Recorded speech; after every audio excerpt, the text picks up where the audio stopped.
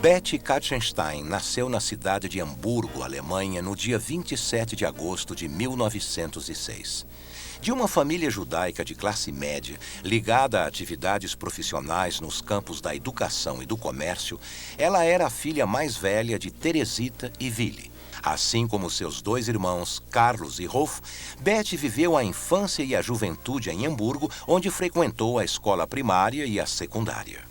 Após cursar o primeiro semestre na Universidade de Freiburg, na Alemanha, Betty transferiu-se para a Universidade de Hamburgo, onde cursou a Faculdade de Filosofia de 26 a 29. Naquela época, a profissão de psicólogo não estava formalizada na Alemanha, o que ocorreria em 41. Assim, embora o currículo universitário na Universidade de Hamburgo fosse direcionado para disciplinas de psicologia, esta área era considerada integrante dos estudos em filosofia, nome da cadeira chefiada por Wilhelm Stern. Wilhelm Stern era um dos mais importantes psicólogos da Alemanha e foi várias vezes presidente da Sociedade Alemã de Psicologia, além de fundador do Instituto de Hamburgo em 19. Betty foi assistente de Stern e trabalhou sob sua orientação a partir de 27. Psicologia, quer dizer, era uma coisa muito inovadora, era uma coisa nova na época, e ela já no espírito de descobrir coisas novas, quer dizer, estava dentro do universo da pedagogia, mas era alguma coisa um pouco diferente, uma coisa que envolvia muita pesquisa, coisa nova. Ela se interessou por esse novo campo, que não se sabia se ia dar certo ou não. E outra história também que marcou muito essa fase de adolescência da minha tia, que ela ganhou um concurso que ela fez. Ela ganhou o direito de fazer um curso de ser aviadora. E ela estava toda entusiasmada com esse curso, e a minha avó não deixou ela fazer esse curso. Em agosto de 31, ela recebeu o título de doutora em filosofia, apresentando uma tese sobre a apreensão do caráter do trabalho do ponto de vista da psicologia da aptidão, problemática e metodologia. Em seus primeiros anos de trabalho profissional, a doutora Betty atuou e publicou artigos especializados nos vários campos da psicologia. Em especial, ela dedicou-se ao campo pedagógico e ao de seleção e orientação profissional, que eram os mais desenvolvidos na Alemanha desde a Primeira Guerra Mundial, com a seleção de soldados e aplicações na indústria e em escolas, e posteriormente com a necessidade de recolocação profissional dos soldados na vida civil. A notável efervescência intelectual, cultural, artística e política da República de Weimar, na Alemanha, e de sua democracia, foram destruídas a partir de 1933, com a ascensão do Partido Nazista ao poder e a submissão de toda a liberdade a um sistema totalitário. Em abril de 33, o nazismo instituiu a Lei de Restauração do Serviço Profissional Civil, que determinou a demissão de todos os funcionários públicos que fossem considerados de oposição, como social-democratas e comunistas, e os que fossem considerados de raça inferior, conforme a eugenia nazista. A perseguição nazista contra toda a vida intelectual livre levou ao êxodo de milhares de professores. A política nazista destruiu o Instituto de Hamburgo. Em abril de 33, Wilhelm Stern foi proibido de lecionar e depois demitido. Outros professores de psicologia do Instituto de Hamburgo foram perseguidos. Heinz Werner foi demitido e Martha Murschow acabaria suicidando-se em 33. Como intelectual, psicóloga, livre-pensadora e judia, Betty Katzenstein foi excluída da universidade. Para sobreviver, ela passou a dar aulas particulares, acreditando que o nazismo teria curta duração. Ela foi acusada de comunista e levada para a Gestapo, onde ela ficou 3 semanas. E parece que foi um período... É uma coisa que ela falou muito pouco, mas é uma coisa que deixou marcas muito profundas, de muito medo e de muita insegurança nela. Depois de 3 semanas, que foi na época de Natal, conseguiram tirar ela da prisão, e 2 dias depois o meu tio conseguiu levá-la para a Suíça. A Suíça, onde vivia um primo, Hans, foi seu primeiro refúgio. O irmão que a acompanhou à Suíça voltou para a Alemanha, de onde emigraria para os Estados Unidos em 1938. Depois de 6 semanas na Suíça, na condição de refugiada e aguardando a documentação necessária, a doutora Beth migrou para o Brasil, chegando a São Paulo em março de 1936. Ela foi morar com o irmão Carlos no bairro de Vila Mariana. Então, meu pai veio aqui para o Brasil em 1934, como aprendiz e classificador de algodão, e ele veio para São Paulo trabalhar na Sambra. Quando ela veio para o Brasil, ela tinha, acho que, acabado de se instalar, morava numa casa lá na Lins de Vasconcelos, em que meu pai foi fazer tese lá em 1933, nós fomos para lá. E eu aprendi a falar alemão com a idade de 6 anos. E aí, quando a gente veio para o Brasil, eu tinha me posto numa escola que era nazista, aquela coisa. E em 1938 eu me insurgi, eu queria ir embora daquela escola. E a Beth, que tinha ficado amiga da mamãe e que frequentava muito a nossa casa e era muito amiga lá dos meus pais, ela quis dar uma força para mim. Então ela disse que me daria as aulas de alemão. Então, não só ela me ensinou alemão, como ela me mostrou toda a riqueza da literatura alemã, né? Como também, na continuidade dessa convivência, eu aprendi, sem saber o que era, muita coisa do que faz a minha cabeça hoje, entende? 3 meses após chegar a São Paulo, a doutora Beth ingressou no Laboratório de Psicologia do Instituto de Educação da USP. O laboratório, coordenado por Noemi Silveira Rudolfer e sediado na Escola Caetano de Campos, na Praça da República, era um lugar central na formação e pesquisa em psicologia em São Paulo. Então, a minha tia veio para cá sem ter planejado exatamente vir para o Brasil, sem ter estudado português, sem saber de nada.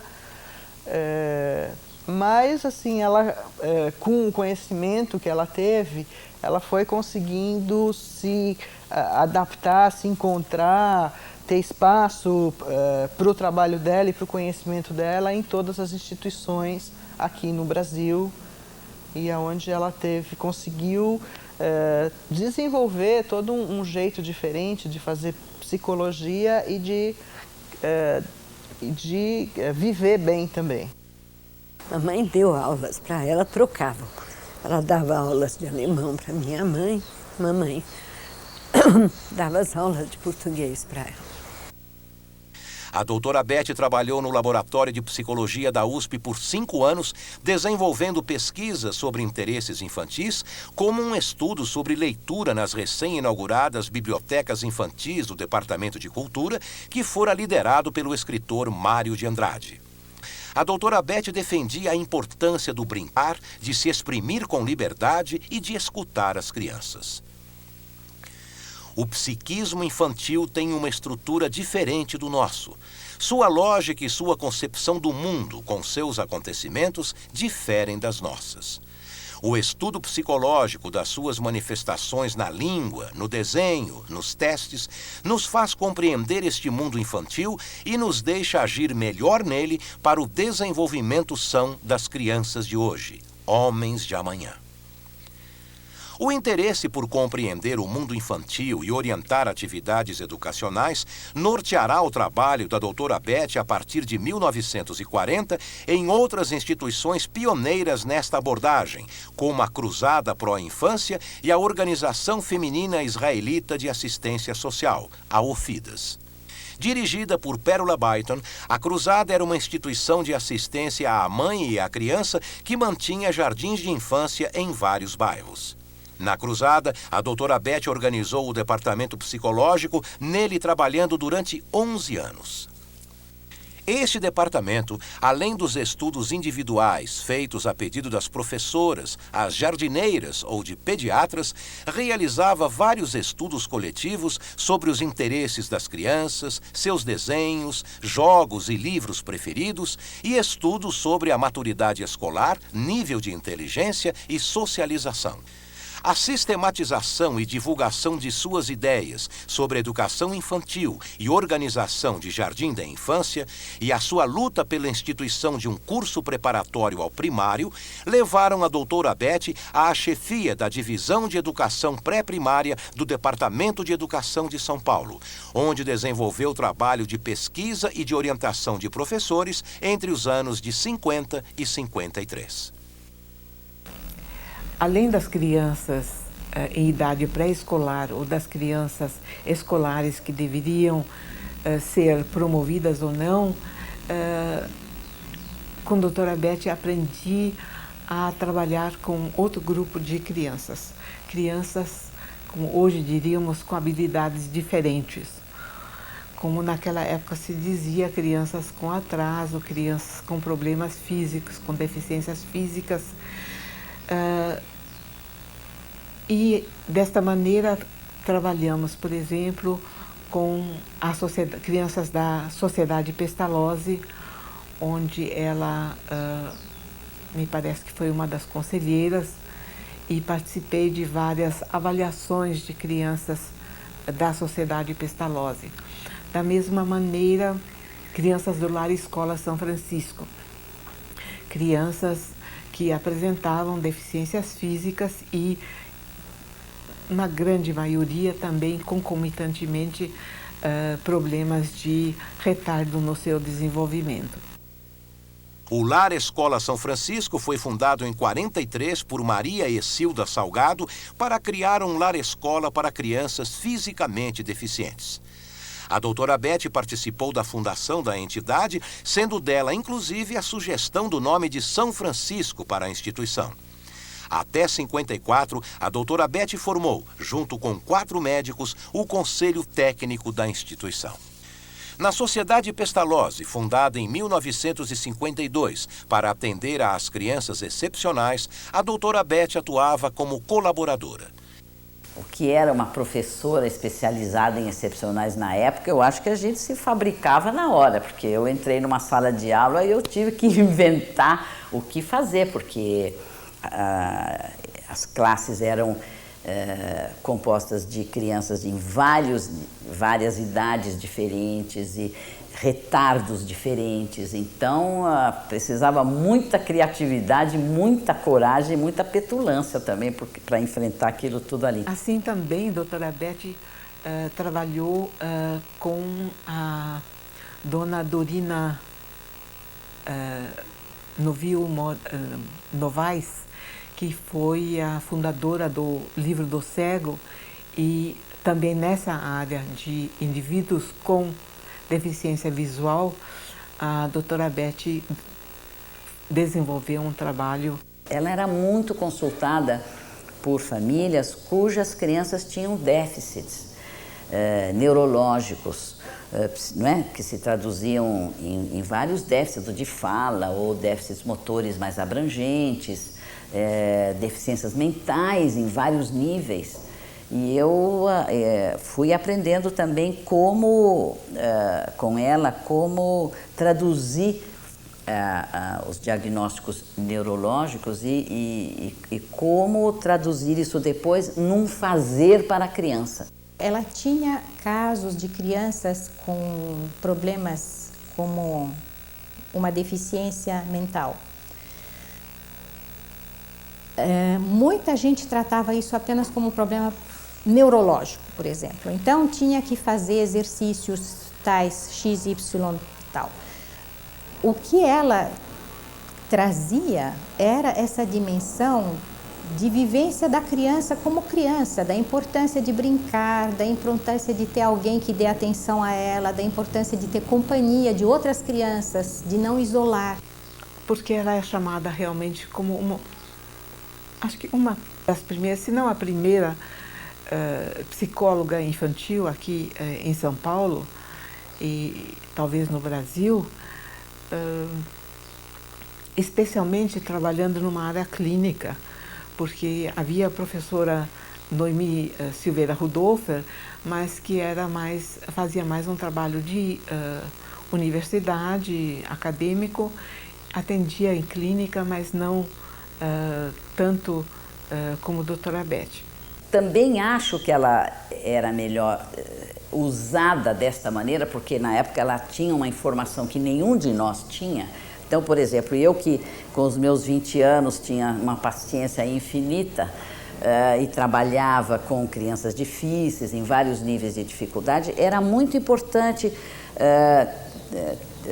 estar com essa criança e poder trazer para a doutora Beth o que acontecia, porque ela supervisionava muito bem, ela era muito perspicaz.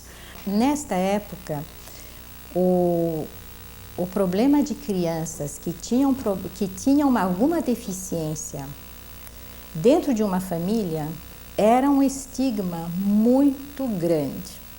Fundada em abril de 61, a APAE de São Paulo foi criada por um grupo de pais de crianças excepcionais e profissionais que atuavam neste campo, entre os quais a doutora Beth, considerada na época uma das maiores especialistas em retardo mental.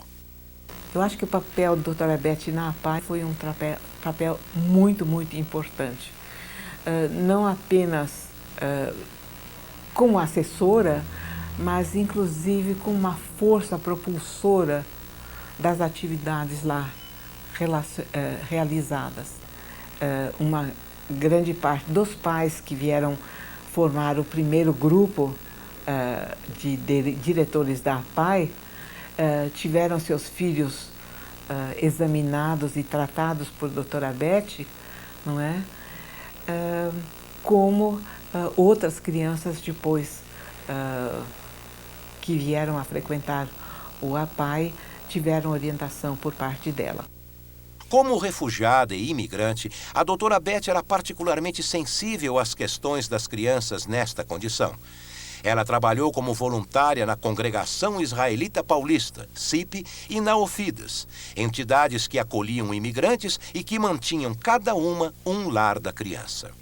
Uma característica, né, dos três Katzensteins, né, da minha tia e dos dois irmãos, é que eles sempre tiveram uma preocupação social muito grande, sempre tiveram uma preocupação com as pessoas e com a comunidade onde eles viviam, e sempre dedicaram muito do seu tempo para ajudar e melhorar as condições de todas essas pessoas. Nessa situação de imigrantes, é lógico que as pessoas se reuniram e, inclusive, meu pai foi um dos fundadores da Congregação Israelita Paulista.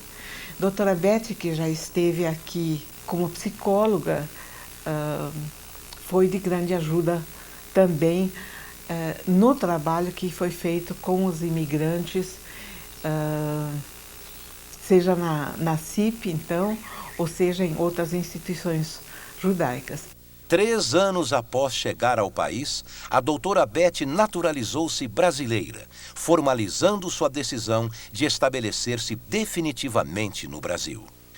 Ainda em 41, a doutora Beth começa a trabalhar, juntamente com Aniela Ginsberg, no Centro de Orientação Profissional do Instituto de Organização Racional do Trabalho, o IDORT, que atendia especialmente adolescentes em orientação educacional e profissional e funcionava também como clínica psicológica.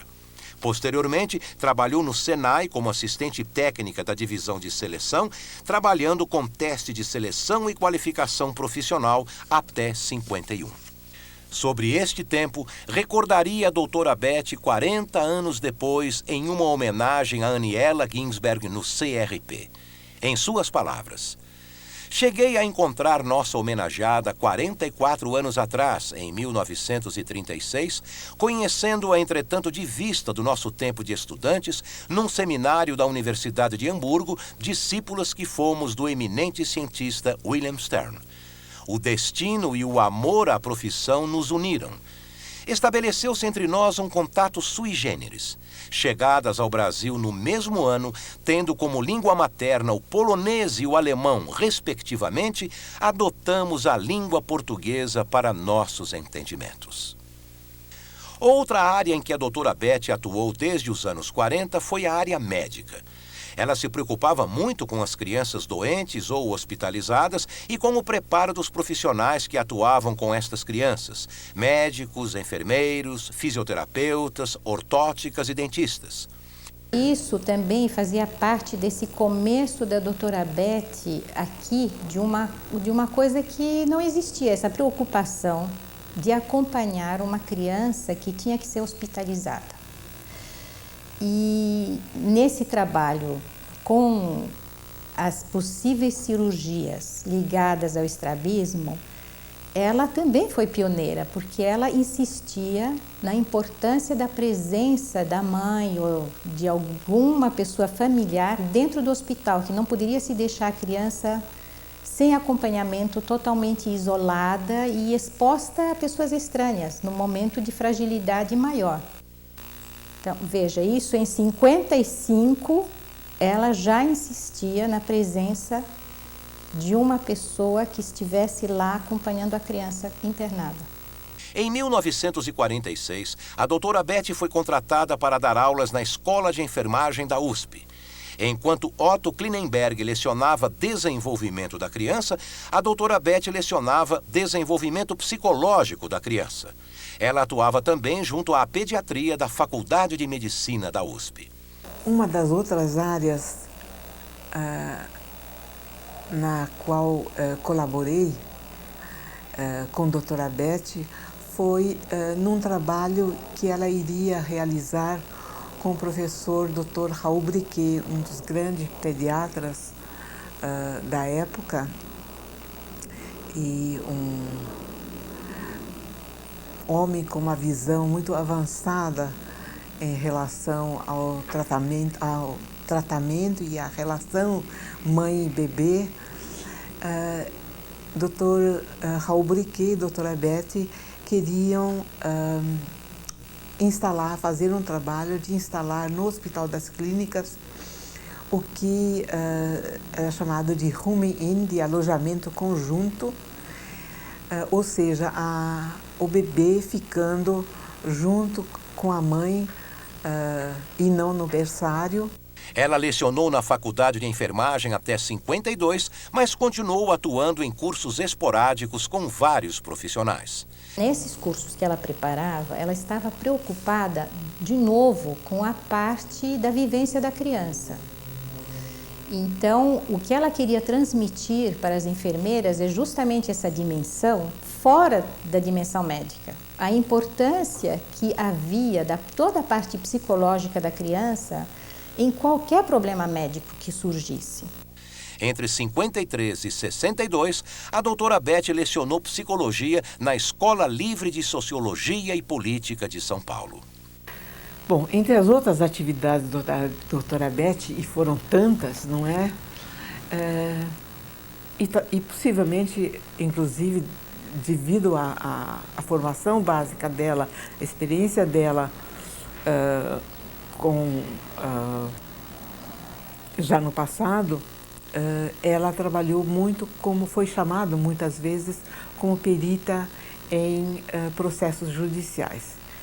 O que é um trabalho extremamente difícil, de uma responsabilidade muito grande.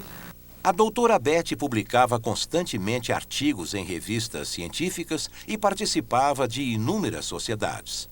Ela também valorizava as atividades institucionais e associativas dos psicólogos. Foi integrante do comitê diretor da Sociedade Internacional de Psicologia Aplicada de 49 até 71. Esteve entre as fundadoras da Sociedade de Psicologia de São Paulo em 1945 e, posteriormente, foi uma das primeiras a se inscrever no Conselho Regional de Psicologia de São Paulo. Além disso, ela tinha a preocupação de divulgar a psicologia para o público leigo, o que a levou a escrever artigos em jornais de grande circulação, como o Diário Popular, o Estado de São Paulo, Folha da Manhã, Folha da Tarde e Folha da Noite. Durante os anos de 47 e 48, ela manteve uma coluna semanal na Folha da Manhã chamada Clínica Psicológica, em que respondia às questões levantadas pelos leitores, representados por uma personagem fictícia, Dona Anastácia, com quem mantinha um diálogo. Na década seguinte, manteve uma coluna de nome A Psicóloga Responde na revista feminina Lady. Nesta revista, escrevia também Huberto Schoenfeld, com quem a doutora Beth viria a se casar aos 52 anos. Durante mais de 40 anos, a doutora Beth atendeu em seu consultório, que funcionou em sua residência. Ela atendia pais, crianças e adolescentes em estudos de caso, diagnóstico e orientação. Seu estudo envolvia a aplicação de testes e de entrevistas, pesquisa de álbuns de fotografia, diários e material escolar e também a observação da criança nas situações reais em que ela vivia, seja em casa, seja na escola ou em atividades livres. Quando eu comecei a trabalhar com a doutora Beth, era anos 55, não tinha curso de psicologia na PUC e nem na USP, né? Tinha pedagogia, né, que foi para onde eu fui um ano depois de trabalhar com a doutora Beth, né? Então, sem ter certeza se eu estou sendo precisa, acho que a doutora Beth era uma pessoa não só excepcional do ponto de vista da personalidade, mas ela tinha uma forma de trabalhar única e nova nesse mercado. A doutora Beth tinha sido orientanda na tese de doutoramento dela de William Stern, que foi um dos grandes psicólogos alemães que depois foi para os Estados Unidos. E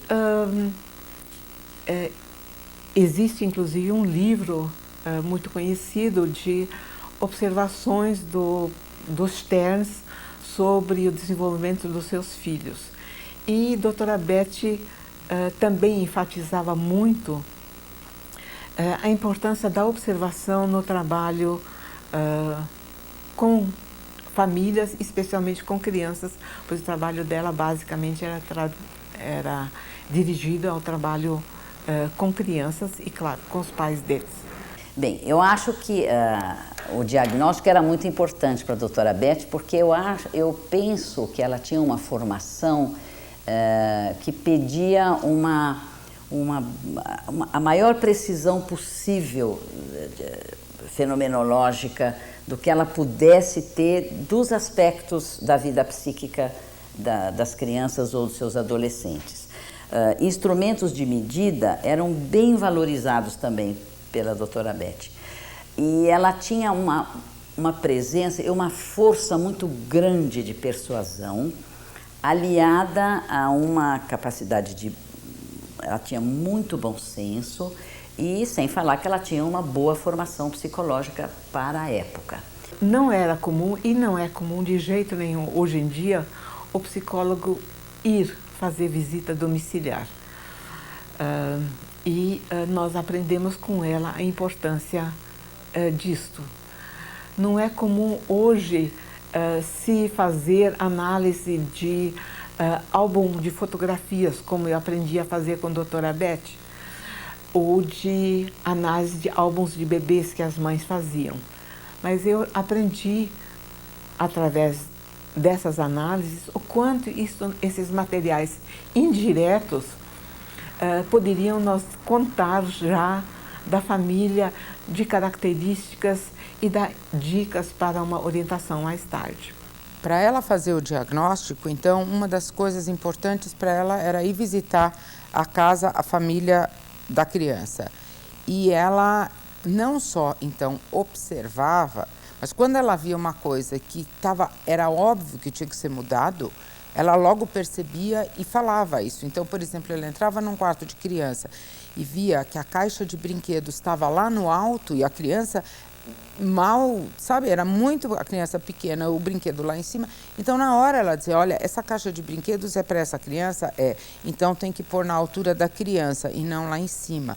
Então, ela já ia dando dicas simples, mas que às vezes fazia toda a diferença. No meu tempo com a doutora Beth, a psicanálise era uma coisa mais distante, aspectos do inconsciente eram levados em conta, mas não era algo que se trabalhava, né?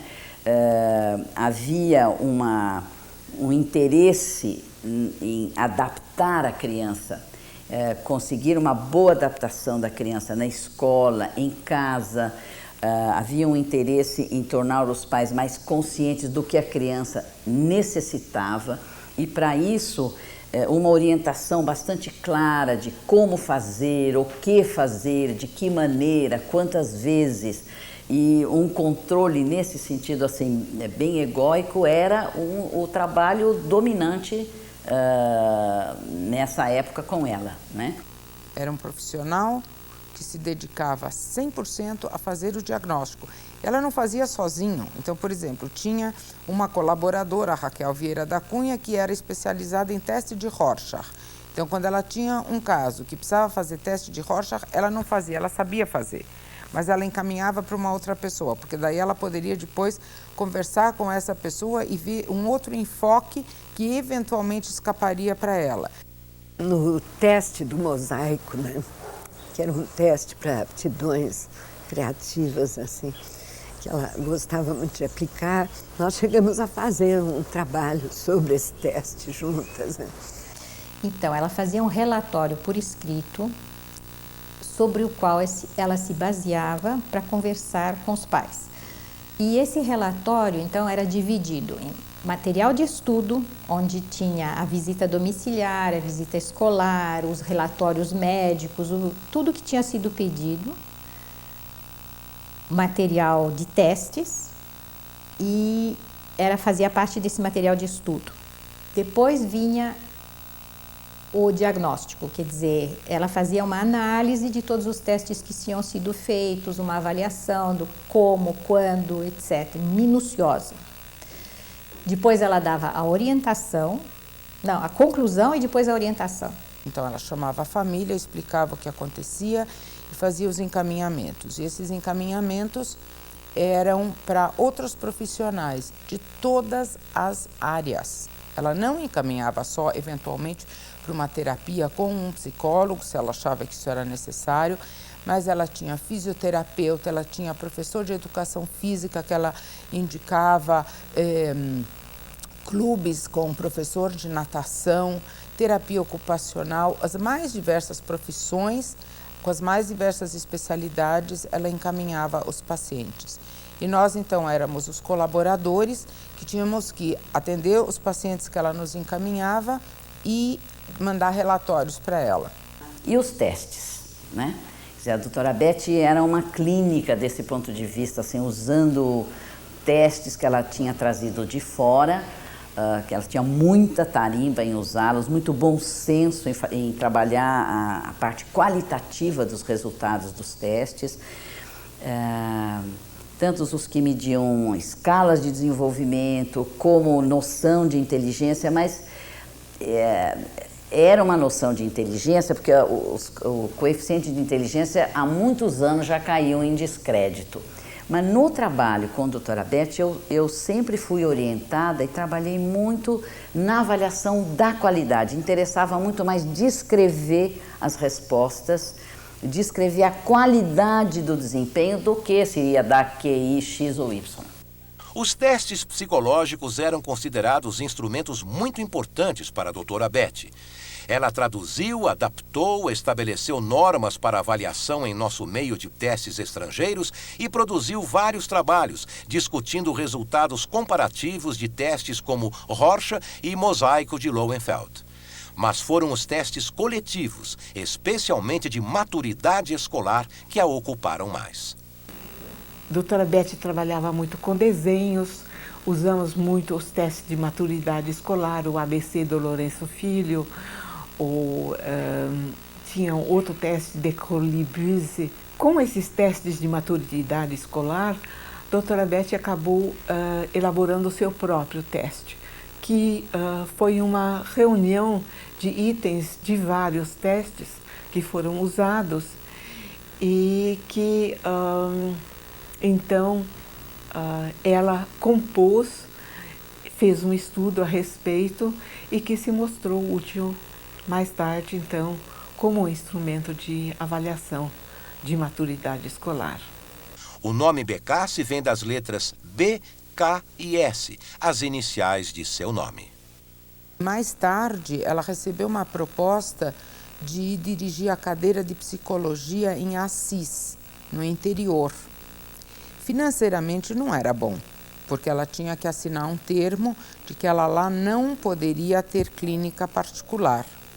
Mas foi para ela suficiente, porque o desafio de ir para um lugar onde tinha muito menos profissionais do que aqui e poder formar uma ou algumas gerações de psicólogos era tão mais fascinante para ela do que o dinheiro em si, que ela foi, largou tudo aqui, fechou a clínica particular, sabendo que talvez mais tarde, algum dia ela voltaria e ou ela retomaria ou não, mas não era nem a preocupação dela.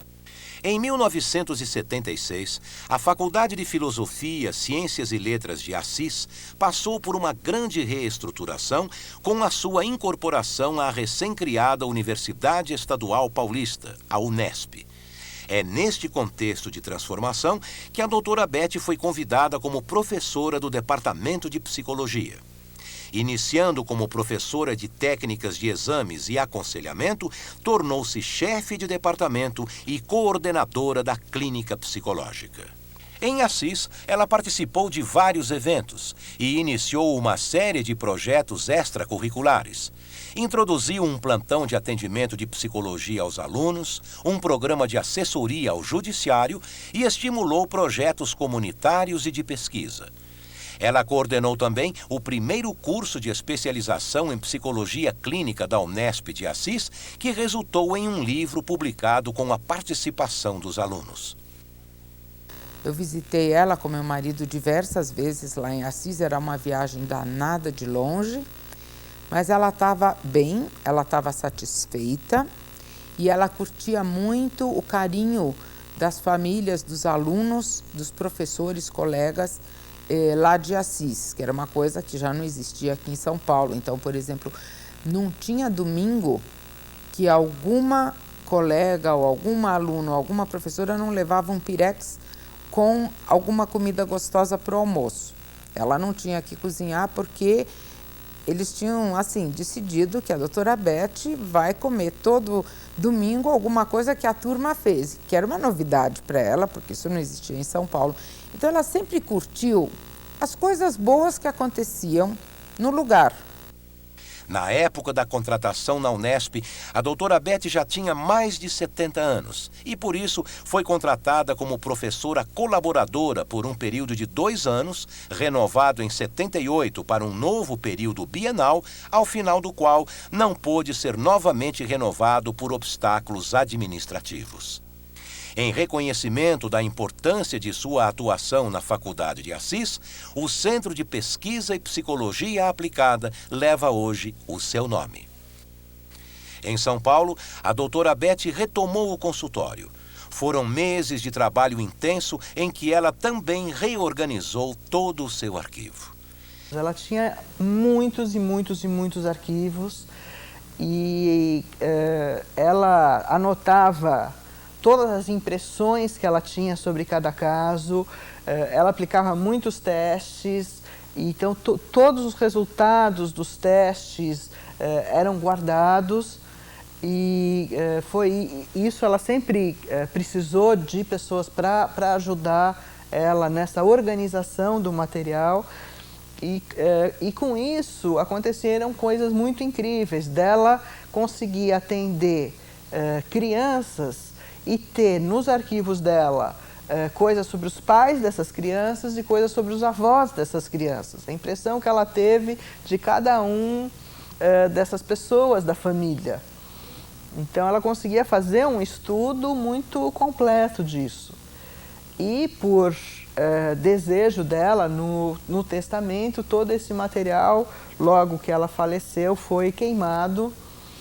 E, assim, que é uma coisa muito boa para os pacientes, né, no sentido do que ela percebeu, assim, realmente ficou na relação dela com os pacientes, mas é uma coisa muito triste em termos de pesquisa e da gente entender um pouco como que ela realmente chegava às conclusões que ela chegava sobre cada caso. Até o último dia, ela estava completamente ativa. Depois, na volta, então, ela retomou pacientes aqui e foi trabalhando. Quando o coração dava um sinalzinho, ela dizia que não tinha tempo para cuidar disso. E assim, uma manhã ela infartou. Ela disse que ainda tinha que terminar um pequeno relatório para ir para o hospital. E não voltou mais. Em 25 de julho de 1981, 7 meses depois de retornar a São Paulo, a doutora Beth faleceu.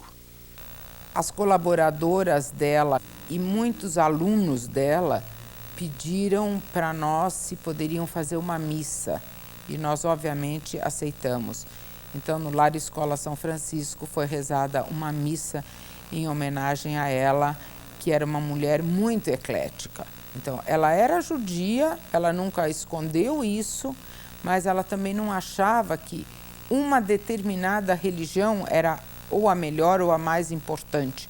Portanto, ela tinha essa visão holística também nisso e, obviamente, nós então também entendemos que cada um tinha que rezar do seu jeito pela alma dela. Então, teve também uma missa, também um culto judaico, enfim, teve uma coisa como ela tinha sido.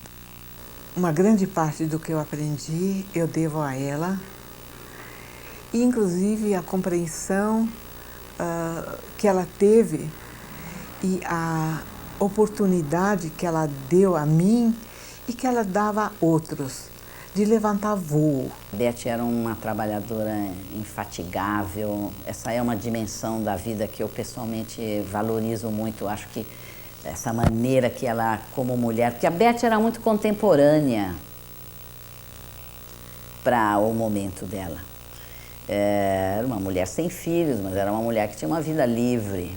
Quando eu era muito pequena, era muito interessante na casa dela, porque tinha muitos jogos muito diferentes e que eu podia ficar brincando. Tinha coisas de madeira, de montar, tinha muitos animais, né? Eu sempre gostava muito, ela sempre tinha cachorro e gato, né? Uma das primeiras, foi o primeiro lugar que eu vi cachorro e gato se dando muito bem. E tinha tartaruga também. Então, assim, para mim, como criança, era um lugar muito, muito legal de ir. O interesse primordial dela era realmente o ser humano. A convivência do ser humano, o enriquecimento da personalidade, uma possibilidade de chegar a usufruir da própria capacidade. Chegar realmente a desabrochar. Era uma coisa que para ela era importantíssimo, dar essa chance para qualquer um poder desabrochar. E possivelmente, eu tenho, não sei, aqui eu estou realmente criando uma hipótese, eu acho que ela sofreu muito na Alemanha com as restrições que estavam surgindo lá. E a volta que ela deu, digamos, quando ela chegou para o Brasil, foi justamente aceitar esse outro lado, sabe? Uma liberdade total e absoluta, no sentido não de uma forma desregrada, não de não ter limites, mas de uma primeira possibilidade de escuta. E eu acho que ela se sentiu tão bem aqui porque havia esse tipo de clima para ela. Realmente ela teve essa possibilidade de introduzir coisas novas, de fazer coisas como ela queria que fossem feitas, de uma forma tranquila. E formou, acho que muita gente. Foi uma pessoa que, assim como deu para mim, deve ter dado para uma imensidade de pessoas, de dentro dela, assim, o que ela podia sempre, acho que demais. Muito sério tudo que ela fez, eu acho, sempre tinha uma coisa de ética na própria maneira de ser, não é? Eu acho que é mais realmente por esse ângulo que eu penso a doutora Beth, como humanista. Ela é uma pessoa muito livre, muito original na maneira de pensar. Eu nunca senti nela nenhuma regra, assim, isso é importante, né? E ela era sempre aberta para as surpresas, porque ela pudesse descobrir.